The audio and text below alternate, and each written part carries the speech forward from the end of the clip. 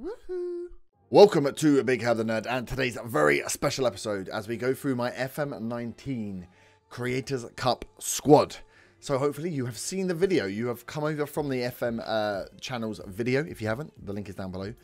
Where 8 of us, including myself, went to Sports Interactive and did our fantasy draft.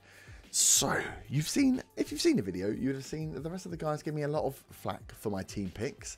I think it was completely unwarranted. My team is extremely strong, especially attacking wise, and midfield. Defenders, yes, there may be one or two that aren't the best, but I've picked them for very specific reasons. So I will be going through with you today my full squad, an idea of the tactics I may be using in the game, and I say maybe using because I don't want any of the other guys coming in, watching this video, trying to gain some insight, trying to get a little leg up. Nah, that's not going to happen. I have many options because I've picked a very strong team with a very strong tactical presence in mind. So let's get in then and work through each of these players one by one. So as you can see, value-wise, I tried to split the values as we went down. You can see towards the bottom, I kind of ran out of money. I think I finished with about 1 million left, maybe less. But I got roughly everyone that I wanted. So we'll start with the most valuable player. I think my star player, that is Mr. Eden Hazard. Knowing from my West Ham save, looking at this man, look at his attributes, man. Look at him. So very quick.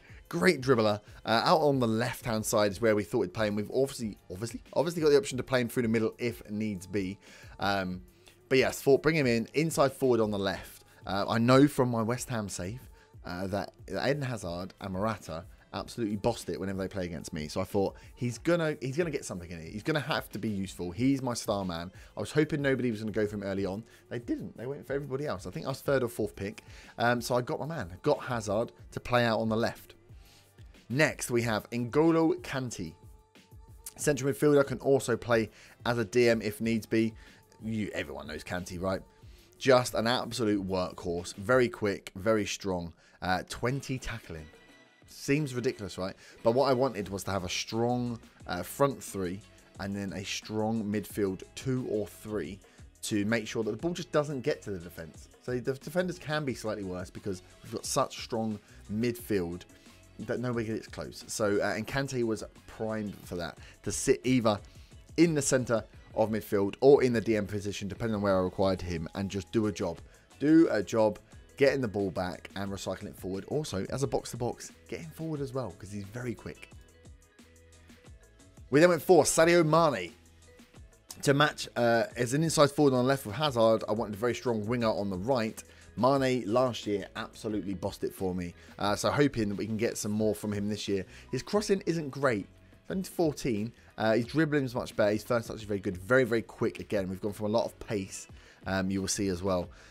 And I was hoping. I haven't used him yet. I haven't seen him. But I thought, go on. Get Mane out on the right. He'll be very, very strong. Next pick was Mr. Sergi Milanovic-Savic. The box-to-box midfielder in the middle. Again, very much like Kante. Slightly less attacking, maybe slightly more forward-thinking. This guy's got great heading, though. Great first touch as well. All-round, very good. He did brilliant for me in FM18. He can only be getting better in FM19. Not as quick as Kante, so we'll play more of a holding role. But fit, strong, can head a ball. Again, should protect that midfield if need be, and play in the midfield centre, laying it off to our quicker strikers and wingers. Next on the list is Mr. Alvaro Morata. I had to bring him in. Everyone kind of scoffed when you brought in Morata because of real life performance, but in game, like I said, he's been absolutely smashing it. He gets 3 or 4 goals in games that I've definitely played against him in. I couldn't control him, so I thought Hazard and Morata, they are going to be my key partnership. Getting him up front, getting him as a complete forward or approach, get him right in the box just to put the ball away. He's got 18 heading, which means crosses coming in, he's going to be ready for those. As well as, decent enough finishing if he's going to be in the box already. So it's about getting him in the box, getting him on the end of crosses, with Hazard coming in behind just to get some goals. So Alvaro Morata is my striker. Next on the value list, down at 43 million.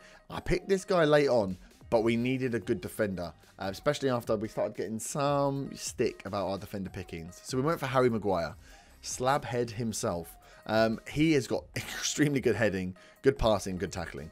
Marking, yeah, think it could be better, but what I'm assuming is we're going to have such a strong midfield that we're going to close the ball down. They're going to have to play long, and we've got 2 central defenders who can just head the ball away. Of course, we were also thinking about set pieces. With 17 heading, throwing Maguire in on the back post on corners isn't going to hurt, is it? The man can get us some goals, definitely. So that is who we've gone for our midfield centre, our main centre-back. By the time we got to this point, we spent a lot of money. I was trying to use the maths to work out what my average spend would be and pick some good players to fill the rest of their team out. So we went with Kevin Stroutman as a midfielder. He can play in the centre, can also play as a DM.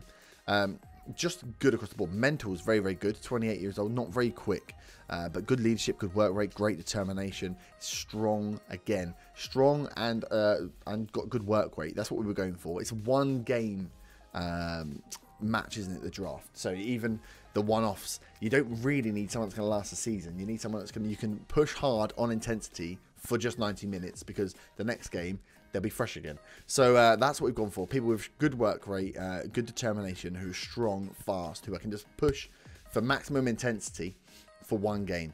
Across his technicals, just fairly average, but a good buy, good strong midfield partner for Savic and for N'Golo Kante. If I do need to play 3 with a DM, if we're going to play with an sort of attacking midfielder, then Stroutman will be dropped out. Next up is Mr. TAA, Trent Alexander-Arnold. Just very, very versatile. Very good, probably one of the best right defenders in the game. And, you know, it was an easy pick for me. Also, Dr. Benji really wanted him. So I had him on my list and Carl Walker. And when Dr. Benji said, please don't pick TAA, because I was going to pick him, I couldn't help myself. I had to do it. So I've taken him. He's also got very good free kick taking, which is good. I've got a fairly decent free kick taker in there alongside Hazard as well, if needs be, and for corners and crossing as well. So he's going to give us a lot going forward, and that's what I've picked my wing backs on, is their ability to get forward, that they're quick and they can put a ball in the box, because that's going to be key to our success with this tactic. So Mr. TAA is coming as our right back. This is the player that I got the most stick for, I think.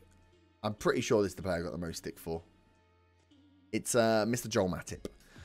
So I picked Matip as my second defender. I had Matip and Gomez on my screen, and I should have gone for Gomez, really. I went for Matip instead.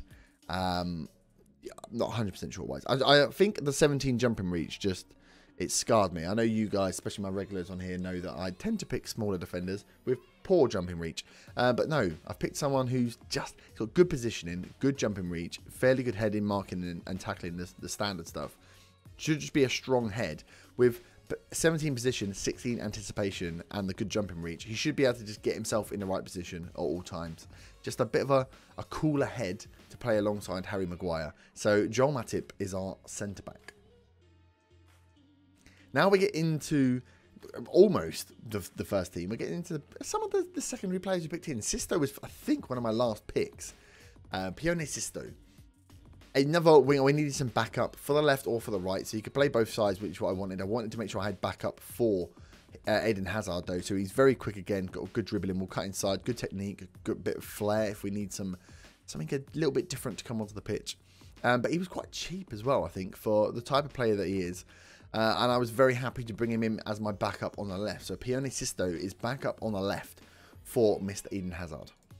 Next we have Ryan Sessegnon. Again, another wing on the left, but also I was going for a bit of versatility here. Same as TAA, he can play as a left back, he can play as a left winger. So on the bench, it's almost covering 2 positions. Again, someone that's very good, someone we have in our West Ham save. I wanted to bring some of the players through that we're using currently because we know what they can do. So yeah, it was a quick and easy pick for me, not too expensive. Again, fits the bill of quick, strong, and has good work rating.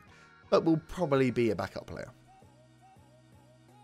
Next, we have our first team left back. He's very cheap in the draft, but it's Mr. Kieran Tierney. He leaves something to be desired in his marking and heading, but I've not bought him for that. I've bought him for his crossing and dribbling ability in the 13s, 14s. So again, the same as TAA. I want to play him as a left back, but I want him getting forward, cutting around the outside, putting balls in the box for Morata, for anyone that's going to get forward in there. So Kieran Tierney is our left back. Again, just fits in. Great determination, good bravery, good acceleration.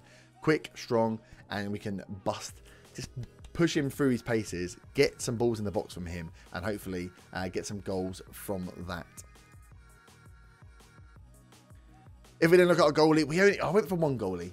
I took the risk. I thought one goalie. Let's not waste money. I did have Rob Green on my shortlist because I did want to bring in, for my backups, some West Ham legends. I had Rob Green there, but I thought no, spend the money elsewhere. Go for one goalie, take a risk.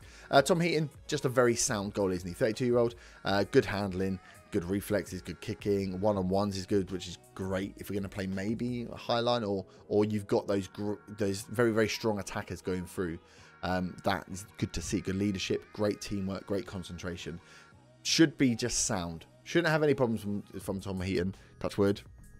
We don't have any issues with him. Just a very good sound goalie. His distribution could be better, but I usually play out from the back anyway, so I don't need him to be able to smash like a long throw or a kick onto the end of someone's head. Next up, we've got Issa Diop. West Ham player. Thought I'd get him in. Again, very good heading, tackling, jumping reach, strong. Say between him and Matip will be the decision for second centre back. I think Matip will probably have it. Diop playing as the backup for him, but someone that can come in again who can head the ball for set pieces will be very useful. But he's also a strong, fast defender. We really started scraping about with these guys, just trying to spend the money and get some versatility. I went for Lewis Cook as a midfield centre and a DM again, in case we were playing, and we're probably going to play with DM, that we have some backup there. All round, just very, very good. He's across the board, distinctly average, but, you know, he's going to do a job for me if required. I'm hoping I don't have to play him, to be honest. But he's got vision, he's got natural fitness. He'll be able to get through a game. He'll be able to do a job if required to come in, and he can tackle, which is what I like. Jordan Ibe came in as our backup right winger, so the backup to Mr. Mane. Again, very quick, can cross a ball. That was pretty much what I was looking for. So with Sisto and Jordan Ibe, it was just kind of, can you cross a ball, and are you going to be quick? So that's what I went for. And I'm fairly happy. Right, you can play both sides if required, which is good as well. Bit of versatility, but speed is what I was going for. And then the last two drafts, I couldn't do it. We couldn't go through without drafting Mr. West Ham himself, Mark Noble. Maybe will play, maybe won't play. I mean, he's 31, isn't he? But again, can play centre mid or DM if required. It's good penalty taking, so you know, maybe great to bring on late in a final or a semi-final that may go to. It will only be a final because the semi-finals will go to golden goal. So I mean, I'm assuming the final will go to penalties. If I get that far, then I'm going to bring Mark Noble on because he's got 18 penalty taken. So I'll have to remember that if I do get past Golden FM, that we have a very strong penalty taker here. Also, he's just a West Ham. I had to bring some West Ham players in. I didn't have a lot of money to spend. But Mr. West Ham could do a job for us, maybe, for a small part of some of the games. And last pick, I needed a backup striker. I went for Jermaine Defoe. Yeah. An advanced forward, probably will pay him as a poacher. He's got good composure. He's got good off the ball. His finishing is still 16. His acceleration isn't bad, and he's got good natural fitness. So to add a little bit of speed, if we're getting pinned back, we can bring on 35-year-old Jermaine Defoe. I'm hoping I don't have to play him because that could cause us problems. But he's there to kind of change the game up. If Morata's not performing, Morata's there to be in the box and get the headers. If we're going to play with a deeper line and kind of hit him on a bit of a counter, Defoe might be there. He may not have all the speed, but he can definitely get on into low crosses. And with off the ball of 16, he can definitely use his mentals to compensate for his lack of physical ability these days. So yeah, I had to do it. It's Jermaine Defoe, right? I had to do it. So that rounds out my squad. If we go through, and I'll show you quickly the type of play we're going to be going. I don't want to spend too long on this screen because, you know, I don't want people to see what's going on. But we're going for a typical wing play. Let's say that's how we'll start most games. So a 4-1-2-2-1. Wing backs will be looking to push forward and get forward, starting probably with inside forward and wingers on support to try and sit deep and let these wing backs get behind them. So we get Tierney and TAA throwing balls into the box, with then the inside forward getting in there to help Morata out up top. In the middle, we're going to go for a halfback, a DLP and a BBM. Kante probably the BBM, DLP as Savic, and maybe Stroutman in here as the halfback. Of course, if needs be, and the game is going in our favour, we can do this. Drop an AM in there, attacking midfielder. We then have the options of picking, really, Hazard only as that. Savic could come forward if needs be, But if we drop Hazard inside, we can play someone a bit quicker out on the left-hand side and just use our 2 strongest centre mid. So we have some options there if needs be. But really, that will be our plan, is to use the width, get round the back of people, get balls in the box, and have box-to-boxes coming in late. We can also switch this DLP to an AP. It'll all be dependent on how the game goes. The same as the DM could easily become a DLP. All depending on the opponents we're playing against and how the game is going. We will have multiple tactics set up to deal with any situation. So if any of the competition are watching, don't think this is just what I'm going with. No, no, no. I have many options. BigHerbtheNerd is also a tacticianer. Not incompetent, like Lelujo says. Yes, I do have bigger glass and the bigger beard. Oh, but I'm much better at this game than you, my friend. So that is where we will leave it. That is the squad. That is the team. The first game, the first quarter-final, will be going out on Mr. Golden FM's channel at 5:30 on Saturday the 1st. So if you're watching that before then, make sure you're going over to Golden FM's channel and getting ready for that game, with a second leg on my channel at 6 PM on Saturday as well. That's the 1st of December, today, if you're watching this today. And then, well, we will go from there. If we go from there, if we get through, then we will have to take on either Dr. Benji FM or Lelujo, depending on how their game goes. So make sure you're checking out all the creators to keep up with the Creators Cup. And hopefully, we'll be going all the way. But I will leave there. If you have enjoyed, smash that like button. Subscribe if you are new. If you are new, welcome to the channel. And I will see you back later today for our quarter-final game. Have a great day. Bye-bye.